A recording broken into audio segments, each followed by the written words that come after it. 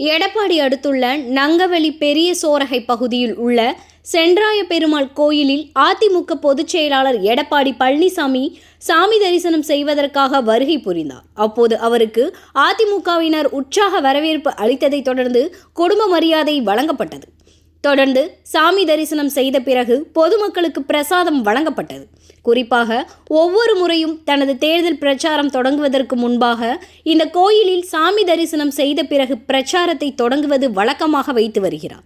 ஆனால் எழுச்சி பயணம் என்ற கோவையில் தனது பிரச்சாரத்தை தொடங்கி இருந்த நிலையில் தற்போது இந்த கோயிலில் சாமி தரிசனம் செய்த பிறகு சென்ற வருட பிரச்சாரத்திற்காக புதிய வாகனம் இந்த கோயிலில் இருந்து தொடங்கப்பட்டிருந்த நிலையில் தற்போது அந்த வாகனத்தில் புறப்பட்டு 2 ஏரிகளையும் பார்வையிட்டார்.